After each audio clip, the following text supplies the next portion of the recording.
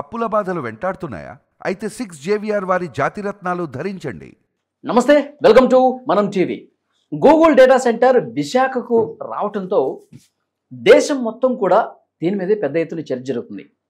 ఇటు కర్ణాటక కావచ్చు, తమిళనాడు కావచ్చు, కేరళ కావచ్చు, ఇంకా మిగతా చాలా రాష్ట్రాలు కూడా అసలు ఆంధ్రప్రదేశ్కు గూగుల్ డేటా సెంటర్ రావటం పట్ల వాళ్ళ అసెంబ్లీలో రాష్ట్రాల్లో పెద్ద ఎత్తున చర్చ జరుగుతుంది. విజనరీ లీడర్ చంద్రబాబు నాయకత్వం అక్కడ ఉండటం వల్లే గూగుల్ డేటా సెంటర్ వచ్చిందని చెప్పి చర్చ చాలా బాగా చేస్తూ ఉన్నారు. అయితే వైఎస్ఆర్ కాంగ్రెస్ పార్టీ ఈ గూగుల్ డేటా సెంటర్ రావటాన్ని జీర్ణించుకోలేకపోతుంది. గూగుల్ డేటా సెంటర్ అంటే ఏంటి? పెద్ద ఎత్తున ఒక గోడౌన్తో ఉద్యోగాలు ఎక్కడొస్తాయి? గూగుల్ డేటా సెంటర్ వల్ల ఎక్కువగా వాటర్ ఉపయోగం ఉంటుంది, ఎలక్ట్రిసిటీ ఎక్కువ ఉపయోగం ఉంటుంది, పర్యావరణ హితం అంతకంటే కాదు. ఇలాంటి విమర్శలన్నీ చేస్తూ ఉన్నారు. అసలు వాస్తవ పరిస్థితులు ఏంటో కూడా మనం తెలుసుకునే ప్రయత్నం చేద్దాం. దీని గురించి మాట్లాడటానికి ఆర్యు రెడ్డి గారు, తెలుగుదేశం పార్టీ జాతీయ నాయకులు, తెలుగుదేశం పార్టీ ఫైర్ బ్రాండ్ ఆయన, మనం ఆయనతో ఉన్నాం ఈరోజు దీపావళి సందర్భంగా. వారి మాటలను తెలుసుకుందాం. సార్ నమస్కారం. నమస్కారం అండి. ఆర్యు రెడ్డి గారు, గూగుల్ డేటా సెంటర్ ఎప్పుడైతే ఒప్పందం జరిగిందో అప్పటి నుంచి కూడా పాజిటివ్ డిస్కషన్స్ మిగతా రాష్ట్రాల్లో జరుగుతూ ఉన్నాయి. చంద్రబాబు నాయుడు గారి నాయకత్వం, లోకేష్ గారు గత సంవత్సరం అక్టోబర్లో అక్కడ గూగుల్ క్లౌడ్ CEO థామస్ కురియన్తో మాట్లాడిన రోజు నుంచి ఆయన ఫాలోఅప్ చేసిన విధానం, తండ్రికి తగ్గ తనయుడుగా అంతర్జాతీయ సంస్థలను తీసుకురావడంలో ఆయన చేసినటువంటి కృషి, దీని గురించి చాలా పాజిటివ్గా దేశం మాట్లాడుకుంటుంది. కానీ మన రాష్ట్రంలో ఉన్నటువంటి ప్రతిపక్ష హోదా కూడా లేనటువంటి party YSR congress party troll చేస్తున్నటువంటి పరిస్థితి ఉంది. దీనివల్ల ఉపయోగం లేదని చెప్పేసి అంటూ ఉన్నారు. ఏమంటారు?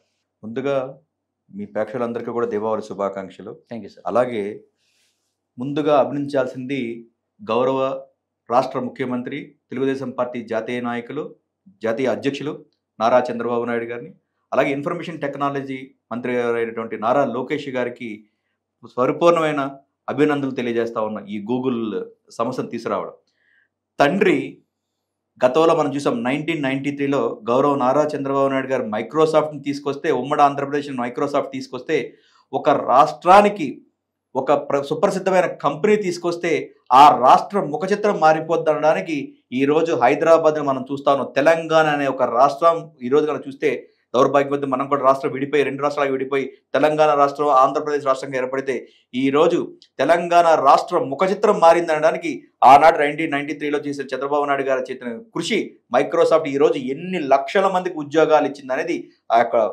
ప్రతిఫలం మనం చూస్తా ఉన్నాం. ఈరోజు తనయుడు, తండ్రికి తగ్గ తనయుడు, మీరు కూడా అన్నారు, తండ్రికి తగ్గ తనయుడు రాష్ట్ర బాగు కోసం తనకి జరిగిన అవమానాల్ని పంటి బిగువుని పెట్టుకొని నీలకంఠుడిగా గరళం మింగిన శివుళ్లాగా ఈరోజు రాష్ట్రంలో యువగలం పాదయాత్ర చేస్తే ఆ పాదయాత్రలో తనకి జరిగిన అనుభవాలు కానివ్వండి, ప్రజలు ఎదుర్కొంటున్న సమస్యలు కానివ్వండి, ప్రజలు పడుతున్న బాధలు కానివ్వండి, ప్రజలకు ఉండే వ్యధని ఆ యొక్క పంటి బిగువుని పెట్టుకొని ప్రతి ఒక్క ప్రజానికానికి యోగాల్లో ఇచ్చిన ప్రతి ఒక్క మాటని, ప్రతి ఒక్క చేతని, తన యొక్క ఏదైతే మాట ఇచ్చాడో మాట తప్పకుండా అధికారంలో రాగానే అటు HRD మినిస్టర్గా కానివ్వండి, IT మంత్రి కానివ్వండి, విద్యాశాఖ మంత్రిగా కానివ్వండి, ఇన్ఫర్మేషన్ టెక్నాలజీ మంత్రిగా కానివ్వండి, 2 శాఖల్లోనూ కూడా ప్రజలకు ఏ విధంగా న్యాయం చేస్తున్నాడో మనం గత 15 నెలలు బట్టి మనం కూడా జరిగింది. ఒక IT మంత్రిగా పరిశ్రమలు తీసుకొచ్చి ఈరోజు ఒక పెద్ద బిగ్గెస్ట్ అంటే అమెరికా దేశ సరిహద్దులు దాటుకొని, ఆ దేశ సరిహద్దులు దాటుకొని ఏషియాలోనే ఎక్కడా లేనటువంటి పెట్టుబడి ఈరోజు ఒక ఆంధ్ర రాష్ట్రంలో విశాఖపట్నంలో 1,30,000 కోట్ల రూపాయలు ఈరోజు డేటా సెంటర్ పెడుతున్నారంటే IT రంగంలో ఉండే సుప్రసిద్ధులు కూడా ఈరోజు ప్రతి ఒక్కరు కూడా మన యొక్క విశాఖపట్నాన్ని కానివ్వండి, మన ఆంధ్ర రాష్ట్రాన్ని కానివ్వండి, ఆ ఆంధ్ర రాష్ట్రంలో ఉండే ముఖ్యమంత్రి యొక్క విజనరీని ఈరోజు ప్రతి ఒక్కరు మాట్లాడుతూ ఉన్నారు. దానికి ఉదాహరణే 2 రోజుల క్రితం జరిగిన న్యూయార్క్లో టైమ్ స్క్వేర్లో ఈరోజు మన యొక్క ఆంధ్ర రాష్ట్రం కోసం, విశాఖ కోసం ఈరోజు అక్కడ ఆ యొక్క పత్రికలో ప్రచురించారంటే ఇది పరిపూర్ణంగా నారా లోకేష్ గారి, గౌరవ మంత్రివర్యులు గారికి జరిగిన కృషి ఈరోజు ఆంధ్ర రాష్ట్రానికి ప్రతిఫలం అని చెప్పాలి. ఈ యొక్క ప్రతిఫలం ఏంటంటే, ఒక గూగుల్ డేటా సెంటర్ అనేది కనుక వచ్చింది ఇన్ని లక్షల మందికి ఇంత ప్రయోజనం జరుగుతుంది అనేది కేవలం దాంట్లో పనిచేసే వ్యక్తులకు కానివ్వండి, ఆ యొక్క రంగంలో ఉండే వ్యక్తులకే తెలుస్తుంది. ఈరోజు తండ్రి అధికారాన్ని అడ్డుపెట్టుకొని, గతంలో తండ్రి అధికారాన్ని పెట్టుకొని అడ్డదిడ్డంగా డబ్బులు సంపాదించి, అడ్డదిడ్డంగా నువ్వు వ్యసనాలు చేసుకొని నీ డబ్బుల కోసం గంజాయిలు, హెరాయిన్లు, పక్కన ఉండే తీవ్రవాద దేశాల నుంచి హెరాయిన్లు తెచ్చుకుని దుర్మార్గుడికి ఏం తెలుస్తా ఉంది అంటే ఏదో ఒక సామెత ఉంది, నందికి తెలుసు గంధపు వాసన అని చెప్పేసి. ఈ రోజు ఒక గూగుల్ అనే ఒక సంస్థ వస్తే ప్రతి రాష్ట్రం అంటే దేశంలో ఉండే ప్రతి రాష్ట్రం కూడా చిన్నపుచ్చుకుంటా ఉంది. ఎందుకు మేము తెప్పించుకోలేకపోయాము, ఎందుకు మాకు అంటే చంద్రబాబు నాయుడు గారికి ఉండే విజనరీ కానివ్వండి, అలాగే లోకేష్ గారికి ఉండే పట్టుదల మా మంత్రివర్గ సభ్యులకి ఎందుకు లేదు, మా యొక్క ముఖ్యమంత్రికి లేదని చెప్పి ఆ రాష్ట్ర ప్రజలు మాట్లాడుకుంటే, దౌర్భాగ్యం కొద్దీ ఈ రాష్ట్రంలో ఉండి ఈ రాష్ట్ర ప్రజల సొమ్ము తింటూ ఈ రాష్ట్ర ప్రజలు వేసిన ఓటుతో 5 సంవత్సరాలు రాష్ట్ర ముఖ్యమంత్రిగా పాలించిన దుర్మార్గుడు పులివెందుల శాసనసభ్యుడు ఈ రోజు కూడా రాష్ట్ర ప్రజల యొక్క కష్టాన్ని తింటా ఉండి రాష్ట్రానికి ఇంత మంచి పని జరుగుతూ ఉంటే అంటే ఏ రాజకీయ పార్టీ అయినా సరే సాక్షాత్ కేంద్ర ప్రభుత్వం యొక్క సహకారంతో ఈ రోజు యొక్క రాష్ట్ర ప్రభుత్వం ఇంత పెద్ద భారీ పెట్టుబడులు తీసుకొచ్చి ఈ రాష్ట్ర ప్రజలకు ఒక మేలు చేకూరుస్తా ఉంటే ఆ రాష్ట్ర ప్రజలు సొమ్ము తింటూ వాళ్ళకి వెన్నుపోటు పొడిచిన వెన్నుపోటుదారుడు ఎవడన్నాడంటే ఈ రాష్ట్రంలో వైఎస్ జగన్మోహన్ రెడ్డి. ఎందుకు అని మీరు అడగచ్చు నన్ను, ఎందుకు జగన్మోహన్ రెడ్డికి గూగుల్ అంటే ఎందుకు ఇంత వ్యతిరేకత? మీరు అన్నారు గొడవలు గూగుల్ వస్తే ఏముంటుందో ఒక పెద్ద గొడవలే వస్తుందని చెప్పి. అంటే గొడవల సంగతి జగన్మోహన్ రెడ్డికి బాగా తెలుసు. కల్తీ మద్యం చేసింది గొడవల్లోనే, కల్తీ దాచింది గొడవల్లోనే, నీ అక్రమ సంపాదన దాచింది గొడవల్లోనే, అట్లాగే నీ హెరాయిన్లు గంజాయిలు ఇతరాత్ర ఏదైనా హ్యూమన్ ట్రాఫిక్లు అన్ని చేసింది నీకు గొడవల్లోనే. కాబట్టి నీ కంటైనర్లు గొడవల సంగతి నీకు బాగా తెలుసు. ఎందుకు గూగుల్ మీద ఇతరికి జగన్మోహన్ రెడ్డికి వ్యతిరేకత అంటే మీరు గమనించాలి. ఎప్పుడు బాబాయిని గొడ్డలబేటు వేసిన తర్వాత పూర్తిగా సమాచారం సేకరించింది గూగుల్ టెక్ ద్వారా. ఇతని యొక్క నిందితులు ఎవరైతే ఉన్నారో, బాబాయిని చంపిన పిల్లోడు ఎవరైతే వైఎస్ అవినాష్ రెడ్డి ఉన్నాడో పిల్లోడు అని చెప్పి అప్పటి ముఖ్యమంత్రి హోదాలో మాట్లాడిన వ్యక్తి జగన్మోహన్ రెడ్డి కాదా అనేది మీరే చెప్పగలగాలి. అట్లాగే ఈ రోజు మీరు గూగుల్ కనుక మీరు చెక్ చేస్తే ఎవరు అతిపెద్ద ఇండియాలో అతిపెద్ద అవినీతి పరుడు అంటే ఎవరి పేరు వస్తుందండి? ఎదుగూరు చెందిన జగన్మోహన్ రెడ్డి పేరే కదండి వస్తుందండి. అలాగే గూగుల్లో 6093 చెంచల్ కూడా ఖైదీ నెంబర్ 6093 నెంబర్ ఇచ్చినారు. ఆ నెంబర్ ఎవరు కొట్టగానే ఫోటోతో సహా జగన్మోహన్ రెడ్డి పేరు వస్తుంది. ఈ అంత విచారణ అంతా కూడా అంటే ఏదైతే సమాచారం ఏదైతే ఉందో అది గూగుల్లో ఉంది. అట్లాగే తన యొక్క రాజకీయ పబ్బం కోసం తండ్రి తర్వాత తండ్రి అయినటువంటి స్వర్గస్థుడైనటువంటి వివేకానంద రెడ్డి గారి హత్యని తన యొక్క రాజకీయాల కోసం ఎంత దారుణంగా శవ రాజకీయాలు చేసాడో దాన్ని చూసావు. దానివల్ల లబ్ధి పొంది నువ్వు ముఖ్యమంత్రి అయినావు. ఈ రోజు ఆ యొక్క ముఖ్యమంత్రి హోదా అనుభవిస్తూ ఈ రోజు నువ్వు చేసిన దుర్మార్గం కానివ్వండి, నువ్వు చేసిన హత్యలు కానీ ఈ రోజు బయటకు పెట్టింది, కోర్టుకు సమర్పించింది గూగుల్ టెక్ ద్వారానే, గూగుల్ టెక్ ద్వారానే ఎవరెవరు ఏం చేశారని చెప్పి. గడిచిన 5 సంవత్సరాల్లో ఈ హత్య మీద ఎన్ని అబద్ధాలు మాట్లాడాడండి ఈ యొక్క జగన్మోహన్ రెడ్డి. సొంత బాబాయిని చంపిన దుర్మార్గుడు ఈ రోజు అంటే అమ్మకు అన్నం పెట్టినాడు, పిన్నమ్మకి బంగారు గాజులు చేపిస్తానని చెప్పి చందవలో 5 సంవత్సరాలు ఇలాగే గడిపినాడు. నేను ఇంట్లోకి న్యాయం చేయడు కానీ ప్రతి అక్క చెల్లెమ్మకి న్యాయం చేస్తానని చెప్పి 5 సంవత్సరాలుగా మోసం చేసినాడు కదా. ఇప్పుడు కూడా అదే మోసం జరుగుతుంది. ఈ మోసాలన్నీ బయట పెట్టింది గూగుల్ టెక్, గూగుల్ అనే కార్యక్రమం. ఆ యొక్క ఏదైతే ఆ సంస్థ బయట పెట్టింది కాబట్టి నా యొక్క నిజాలను నువ్వు బయట పెడతా ఉన్నావు కాబట్టి నిన్ను వ్యతిరేకించాలా. అది వ్యతిరేకించాలంటే ఏముందండి, ఇది ఒక్కటే మార్గం ఉంది. కాబట్టి ఇలాంటి దుర్మార్గమైన ఆలోచనల్ని రాష్ట్ర ప్రభుత్వం గాని రాష్ట్ర ప్రజలు గాని కనీసం చెవుకు పెట్టుకునే పరిస్థితి గాని సిచ్యువేషన్ గాని ఆంధ్ర రాష్ట్రంలో లేదు.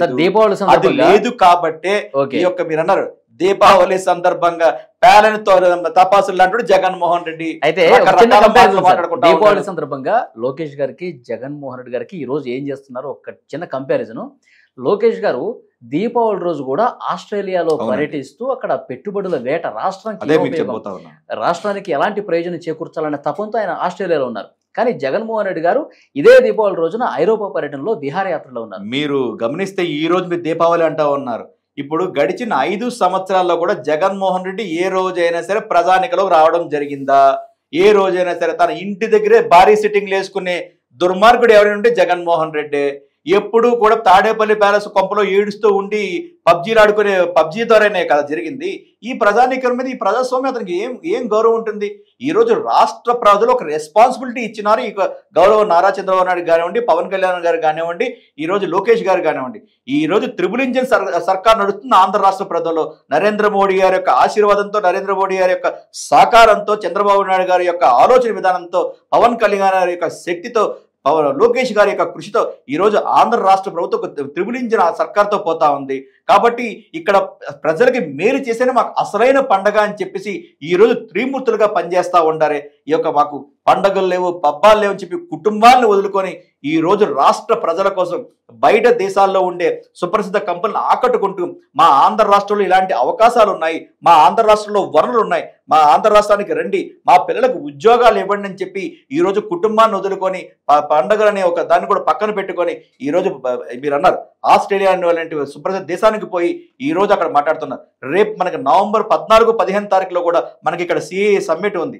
ఆ యొక్క సమ్మిట్ కోసమే బయట దేశాల్లో ఉండే పెద్ద పెద్ద కంపెనీలు, సుప్రసిద్ధ కంపెనీలు తీసుకొస్తే గనక మన పిల్లలు ప్రతి ఒక్క కుటుంబంలో ఉండే ప్రతి ఒక్క వ్యక్తికి ఉద్యోగ ఉపాధి అవకాశాలు వస్తాయనే ఉద్దేశంతోనే ఈ రోజు రాష్ట్ర మంత్రి హోదాలో ఈ రోజు అన్ని వదులుకొని పనిచేస్తా ఉన్నారు. ఆ యొక్క పని చేశారు కాబట్టి దానికి ప్రతిఫలం గూగుల్ అనే పెద్ద సంస్థ, గూగుల్ అనే ఒక పెద్ద సంస్థ వస్తే గనక మీకు గతంలో కూడా చెప్పాం.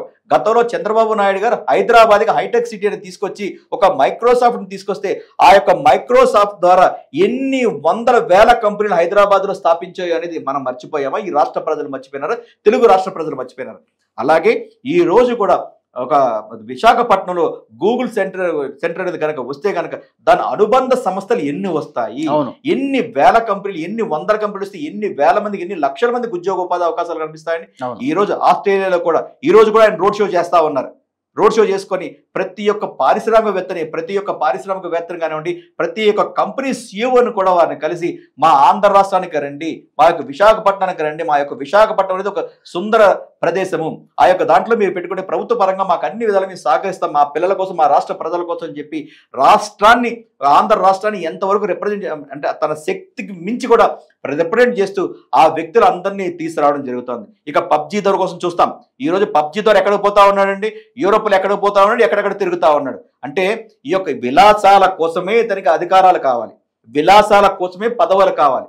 గడిచిన 5 సంవత్సరాల్లో కూడా తెలుగుదేశం పార్టీ అనేకమైన ప్లాట్ఫామ్ల మీద కానీ ప్రజా పోరాటాలు చేసి ఆంధ్ర రాష్ట్ర ప్రజలకు నువ్వు ఏం చేసావయ్యా అని అడిగితే దానికి సమాధానం చెప్పకుండా ఎదురుదాడి ఎన్ని దాడులు చేశారనేది మనందరూ కూడా చూసాం. ఏ రోజైనా సరే ఈ రోజుకి కూడా ఒక శాసనసభ్యుడు హోదాలో కానీ గతంలో ముఖ్యమంత్రి హోదాలో కానీ ఆంధ్ర రాష్ట్ర ప్రజలకు నేను ఇది తీసుకొచ్చాడు. ఎందుకంటే ఐటీ చేసుకునే వ్యక్తులు కానివ్వండి, ఒక ఎంసీఏ చేసుకునే వ్యక్తులు కానివ్వండి, ఎంటెక్ చేసిన వ్యక్తులు కానివ్వండి, ఏం చేశాడంటే చేపల దుకాణాలు పెట్టుకో, రొయ్యల దుకాణాలు పెట్టుకో, లేదా చేపలు పెంచుకో, రొయ్యలు తిను అని ఇలాంటి కార్యక్రమాలు చెప్పి. ఎందుకంటే ఒక కోడిగుడ్డు ఒక పనికిమాలను పెట్టుకున్నాడు కదండి. ఆ కోడిగుడ్డుగాడు ఏం చెప్తా ఉంటాడు, ఇదేమా చెప్తా, మేము ఇప్పుడే కోడిని కొన్నాం, ఇంకా గుడ్డు పొదగాలని. మనోడు ఏం చేసినాడు, మీకు అవసరం లేదు, మీరు చేపలు అమ్ముకోండి, కోడి అంటే మటన్ దుకాణాలు పెట్టుకోండి, రొయ్యల దుకాణాలు పెట్టుకోండి అని చెప్పి అవి తీసుకొచ్చిన వ్యక్తులు ఇలా బొబ్బట్లు ఇలా రకరకాల కార్యక్రమాలతో ఎంఓఏలు పెట్టుకునే ఈ దుర్మార్గమైన వ్యక్తి చదువు విలువేం తెలుసు. జగన్మోహన్ రెడ్డి మేము సూటిగా ప్రశ్నిస్తా ఉన్నాం. ఈ రాష్ట్ర ప్రజలు కూడా అనేక సందర్భాల్లో కూడా ప్రశ్నించడం జరిగింది. ఆ ప్రశ్నలు ఏంటంటే జగన్మోహన్ రెడ్డి క్వాలిఫికేషన్ ఏంటండి, జగన్మోహన్ రెడ్డి ఏం చదువుకున్నాడు, ఈ రోజుకి ఏమైనా చెప్పడం జరిగిందా? జగన్మోహన్ రెడ్డి ఎక్కడ చదువుకున్నాడు, ఏ రోజుని చెప్పడం జరిగిందా? అదేదో చిదంబర రహస్యంలాగా ఈ రాష్ట్ర ప్రజలు ఓట్లు కావాలి, ఈ రాష్ట్ర ప్రజలు సంపాదించిన డబ్బులతో జీతపద్యాలు కావాలి, కానీ ఈ రాష్ట్ర ప్రజలు అడుగుతున్న ప్రశ్నకు మాత్రం జగన్మోహన్ రెడ్డిదే సమాధానం లేదు. ఇప్పటికీ కూడా అది చిదంబర రహస్యంలాగా ఉంటుంది. అతను ఏం చదువుకున్నాడో, ఏ క్వాలిఫికేషనో, ఏ కులమో, వీటన్నిటినీ కూడా ఈ రాష్ట్ర ప్రజలకు బహిర్గతం చేయలేని వ్యక్తి అసంబద్ధుడు ఎవరునంటే జగన్మోహన్ రెడ్డి. ఈ రోజు లోకేష్ గారిని కనుక తీసుకుంటే కనుక శాన్ఫర్డ్ యూనివర్సిటీలో సుప్రసిద్ధ యూనివర్సిటీలో చదువుకున్న వ్యక్తి, వరల్డ్ బ్యాంక్ లో పనిచేసిన వ్యక్తి, ఈ రోజు రాష్ట్ర ప్రజల యొక్క కష్టాలు తెలుసు కాబట్టి తన యొక్క సుఖాలన్నీ వదులుకొని ఈ రోజు లోకేష్ గారు కానివ్వండి, పవన్ కళ్యాణ్ గారిని తీసుకుంటే వాళ్ళది రెడ్ కార్పెట్ లైఫా కాదా చెప్పండి. ఈ రోజు పవన్ కళ్యాణ్ గారు తెలుసుకుంటే ఆయన యొక్క కాలు చెంతకే కొన్ని వ్యక్తులు, అంటే నేను కూడా ఒక వ్యాపారవేత్తని, ఒక సినిమాలు తీసే ప్రొడ్యూసర్ని, ఎంతో మంది ప్రొడ్యూసర్లు ఆయన క్యూ కట్టడానికి రెడ్ కార్పెట్ పెట్టింది. కానీ ఆ యొక్క లైఫ్ను వదులుకొని ప్రజా జీవితానికి అంకితమై ఈ రోజు అంటే 24 గంటల ప్రజల కోసం అహర్నిశలు పనిచేస్తున్న వ్యక్తి గౌరవ జనసేన పార్టీ అధినేతటువంటి కొనిదెల పవన్ కళ్యాణ్ గారు. అలాగే ఈ రోజు తండ్రి యొక్క అంటే వారసత్వాన్ని నమ్ముకున్న వ్యక్తి ఒకరు, ఈ రోజు వారసత్వంతో పాటు జవసత్వంతో పనిచేస్తున్న వ్యక్తి గౌరవ నారా లోకేష్ గారు. వారసత్వం ఒక విధంగా పనిచేస్తుంది, కానీ జవసత్వం కావాలి. ఆ జవసత్వం, నాకు వారసత్వం కాదు జవసత్వం కావాలి. ఈ బానిసత్వం లాంటి ప్రజల్ని విముక్తి తీసుకొని రావాలని చెప్పి ఆనాడు యువగలం పాదయాత్రలో ఇచ్చిన మాట ప్రకారం ఆ యొక్క జవసత్వంతో ఈ రోజు వెళ్ళి బయట దేశాలకు వెళ్ళి పెద్ద పెద్ద కంపెనీలు తీసుకొచ్చి ఈ రాష్ట్ర ప్రజల కోసం రాష్ట్ర బిడ్డల కోసం పనిచేస్తున్న వ్యక్తి గౌరవ నారా లోకేష్ గారు. నారా లోకేష్ గారు చేస్తున్న పని బాబు తరాలకు స్ఫూర్తిగా ఉంటుంది. రేపు ఈ యొక్క ఎవరైతే యువత ఉన్నారో ఆ యువత అందరూ కూడా తన గుండెల్లో పెట్టుకొని తన గుండె చప్పుడుగా ఈ రోజు ప్రతి ఒక్క యువతను పెట్టుకుంటున్నారంటే గౌరవ నారా లోకేష్ గారు చిరస్మరణీయంగా అతను చేస్తున్న పని చిరస్మరణీయంగా ఉంటుంది. మీ ద్వారా తెలియజేస్తా ఉన్నాం. Thank you very much sir. Thank you so much.